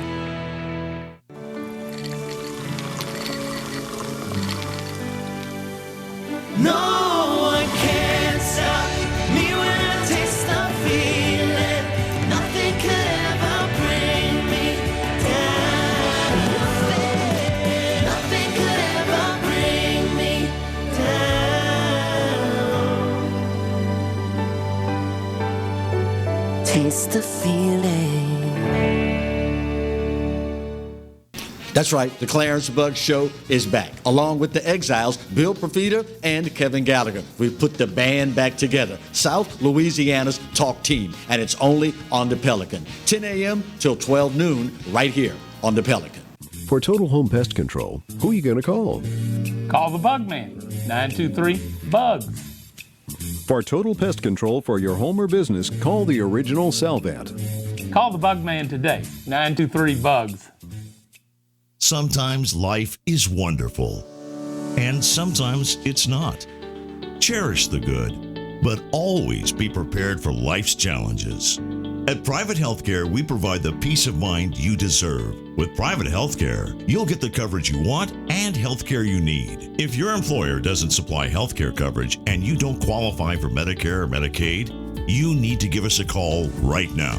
Private healthcare is private health insurance for ages 65 and under with medical, dental, vision, and even prescription coverage. When life comes at you unexpectedly, you need to be ready, and health insurance is your financial safety net. Health insurance has never been so easy and affordable. If you're looking for health coverage at the best price and your annual household income is $35,000 or more, call the number on the screen now and speak with a live healthcare consultant. Don't wait. Get the coverage you need now. Hello, guys. It's Debbie. It's time. I've got a brand new location. 10510 Airline Highway, Baton Rouge, next to After 5 Tuxedos. We have the perfect spot to get all your wedding and formal wear needs. Come see our one-of-a-kind name brand and get great prices. With 30 years experience, the best customer service anywhere. It's Debbie's Bridal, Airline Highway, Baton Rouge. See you soon.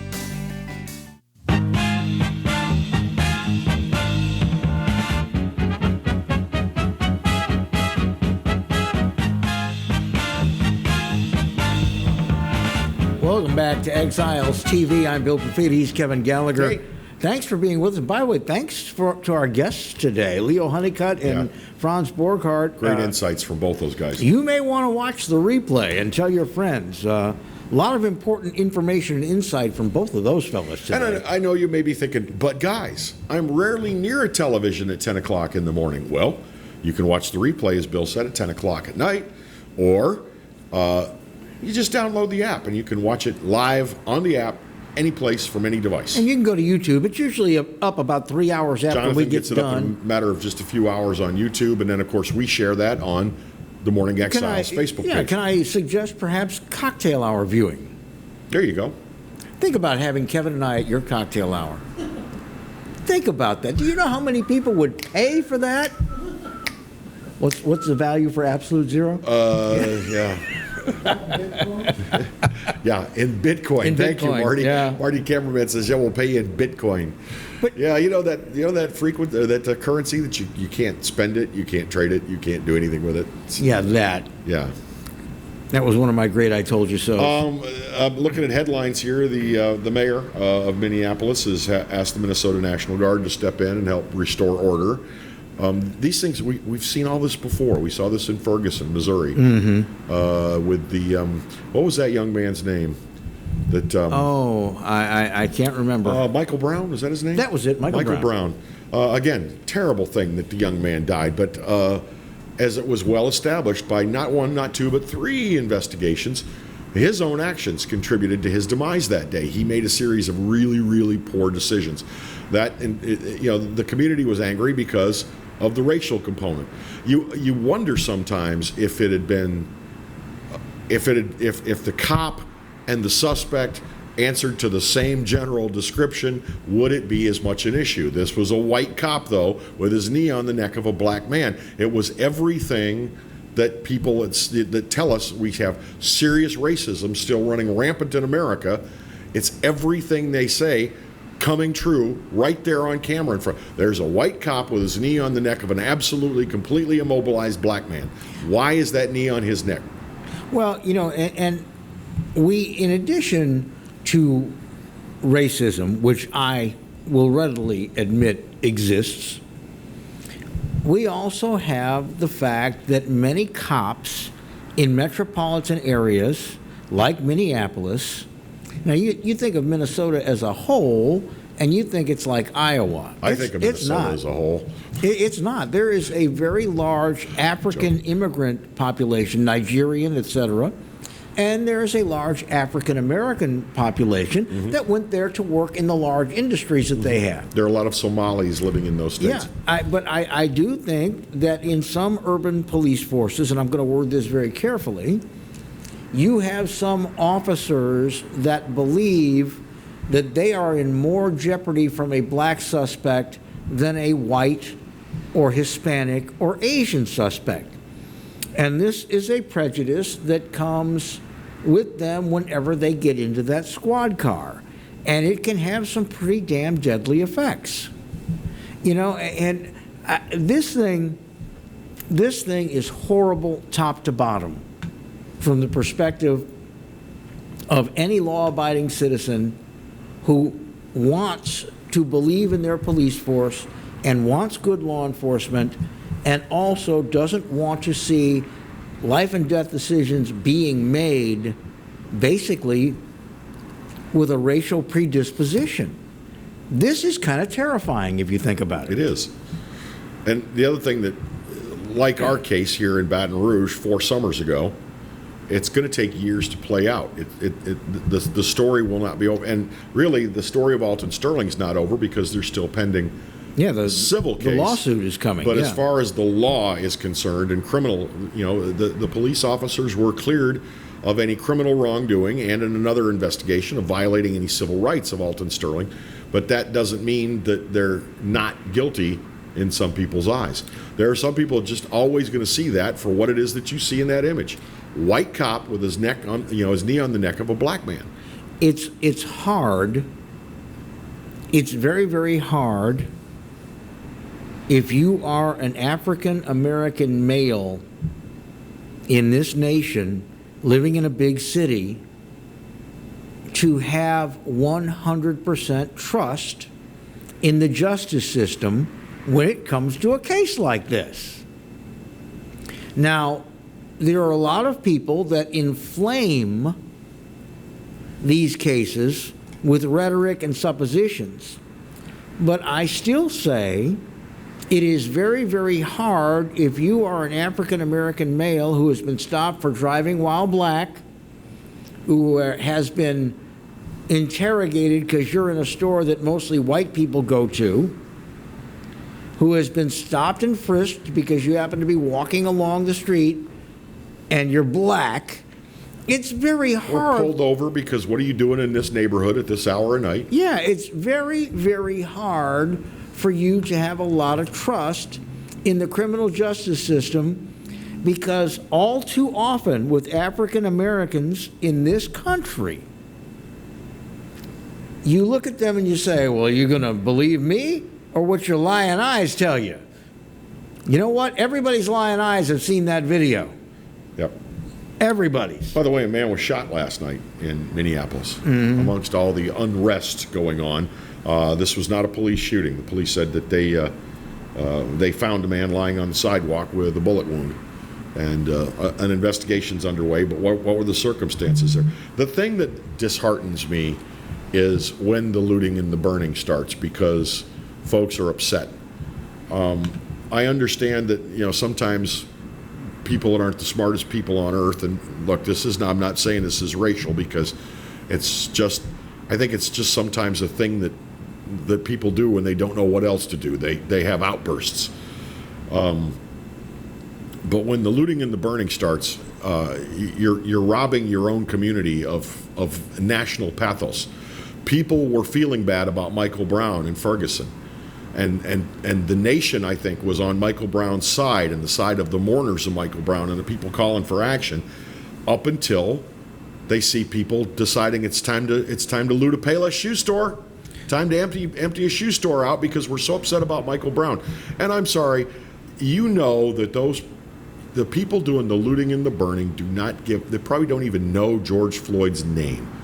They don't give a crap. It's just an opportunity for chaos, and so they've taken the streets and indulged. Well, and there is an industry in, I guess what they used to call it was rabble rousing.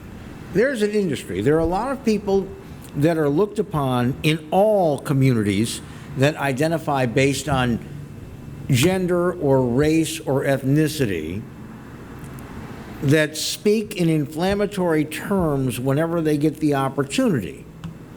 And there are a lot of people right now that are listening, we don't get any justice, you have to go out and take justice. And to some people, that is a license. And that type of speech is meant to inflame, to draw a large public presence, to draw news coverage, to provide the people who provide that speech with a forum.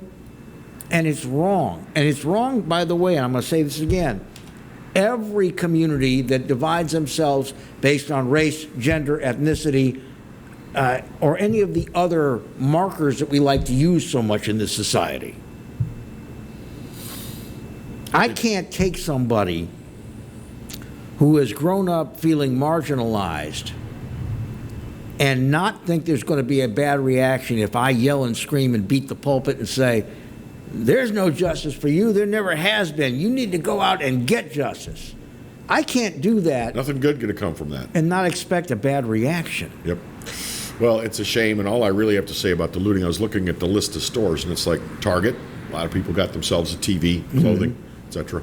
There was a food store that was looted. Then the one that hit me was, one of the stores looted was Dollar Tree. It's like, well, Dollar Tree? If you're going to bust down windows and go in and get yourself some stuff, man, make it, Neiman Marcus, Saks Fifth Avenue. You get in there and get some good stuff. Dollar Tree. But what's interesting is Dollar Tree and Family Dollar are together. Dollar Tree and Dollar General may be together now. It's the same ownership. But they have surpassed Walmart as the largest retailer in the nation. Really? So if you want... Those dollars add up, baby. If you want stuff, they got stuff on their shelves. Yeah. Maybe they needed toilet paper. That's what it was. But, the acting out type of thing, and it is never acceptable to act out criminally.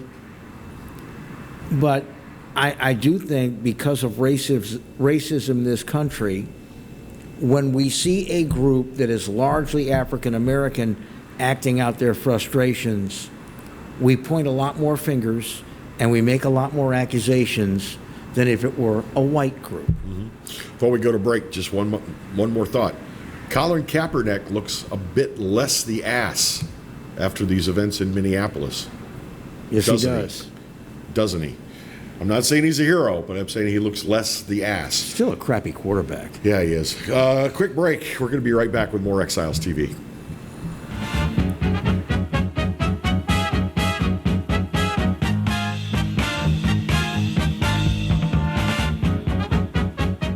For Total Home Pest Control, who are you going to call? Call the Bug Man, 923-BUGS.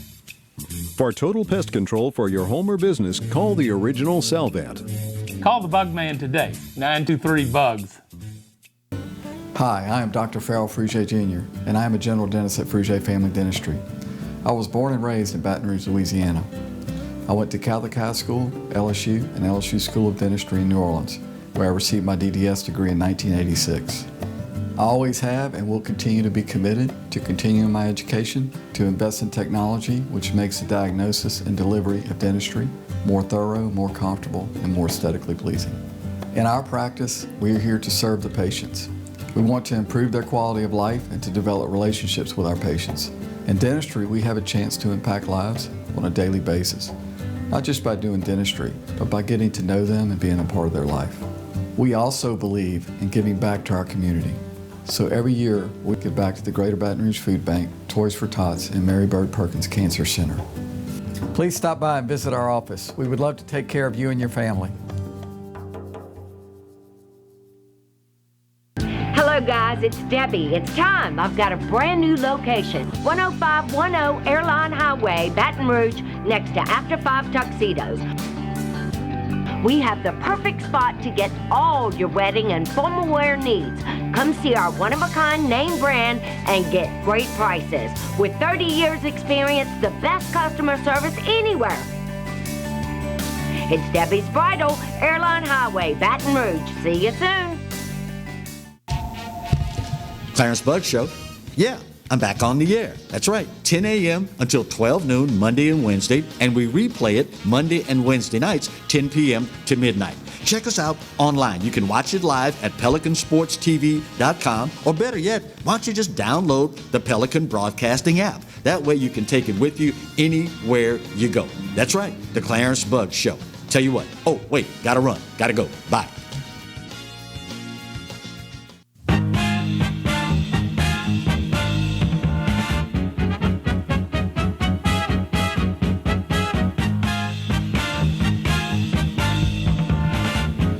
It's Exiles TV, and we thank you so much for the time you spent watching us today and every day that we're on. And we really appreciate it more than you know. Thanks. I'm Kevin, and he's Bill. Don't forget, download that app. It's a really, for you Apple users, it is a quick download from the App Store. I understand there, for those of you who use the Android system, there's like an additional step. There's a couple steps, yeah. But you'll figure it out, and that way you'll know what's going on. You can take us anywhere you want, and we'll be glad to have you along with us. If you're if you're under a cable system that's not like Cox or Allen or AT&T Uverse, and they don't have us, ask them why. Yeah. Maybe we can slide on and onto your cable system. All you people with e-tel in Ascension Parish, call them up, say, man, I want Pelican Sports Broadcasting, I want Pelican TV, and I want Exiles TV. And, enough of you make that. Stranger things have happened. It's happened before. And people at e-tel are very, very nice people. They are very amenable to members of their community making requests. They're terrific folks. Is Tressie still with e-tel down here? I think so, yeah. I think so. She does a good job representing. But, we were talking about